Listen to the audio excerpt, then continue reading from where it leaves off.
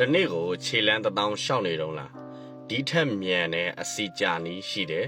တနေ့ကိုခြေလမ်းတစ်တောင်းရှောက်တယ်ဆိုတာကကျမ်းမာရေးအတွက်တော်တော်လေးကောင်းတယ်ဒါပေမဲ့အစီကျတဲ့ပမာဏကတော့နှေးကွေးစေတယ်ဒီတော့ဒီဗီဒီယိုမှာဂျပန်မှာအသုံးပြုတဲ့ဂျပန်လမ်းလျှောက်နီးကိုကျွန်တော်မိတ်ဆက်ပေးချင်တာဖြစ်ပါတယ်ဒီတော့ဂျပန်လမ်းလျှောက်နီးဆိုတာဘယ်လိုပုံစံမျိုးလဲကျွန်တော်3မိနစ်မြန်မြန်လျှောက်တယ်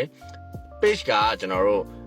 ခွန်8လောက်နဲ့လျှောက်တယ်ပေါ့နော်အဲ့တော့ကျွန်တော်တို့လမ်းကိုတွတ်တွတ်လျှောက်တယ်3မိနစ်လောက်ပြီးရင်ကျွန်တော်တို့ကနောက်ထပ်3မိနစ်ကိုကျွန်တော်တို့ကပုံမှန်တိုင်းပဲကျွန်တော်တို့ဖြည်းဖြည်းလျှောက်တယ်ပြီးရင်ကျွန်တော်တို့3မိနစ်လောက်မြန်မြန်ပြန်လျှောက်တယ်ပြီးရင်3မိနစ်လောက်ကျွန်တော်တို့ဖြည်းဖြည်းလေးပြန်လျှောက်တယ်ဒါကိုကျွန်တော်တို့မိနစ်30လောက်လုပ်ပေးခြင်းအပြင်ပုံမှန်ကျွန်တော်တို့ခြေလမ်းတစ်တောင်းလျှောက်မယ်ဆိုရင်တနားရီလောက်ကြာမယ်ဆိုရင်အဲ့ဒီတနားရီကြာတာထက်ကိုဒီ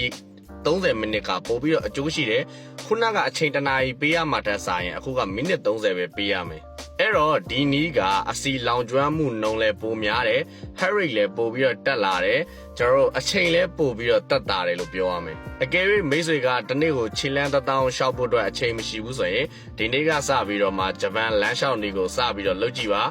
မိတ်ဆွေတို့တော်တော်လေးအဆင်ပြေလာပါလိမ့်မယ်ကျေးဇူးများတင်ပါတယ်ကျွန်တော်ကတော့ fitness trainer နန္ဒဖြစ်ပါတယ်ကျွန်တော်ရဲ့ဗီဒီယိုကို like and share နဲ့ကူညီပေးခဲ့လို့ရပါတယ်နောက်နေ့မှလည်းဒီလို knowledge sharing တွေကိုဆက်ပြီးတော့လုပ်သွားပေးသွားမှာပဲကျေးဇူးများတင်ပါတယ်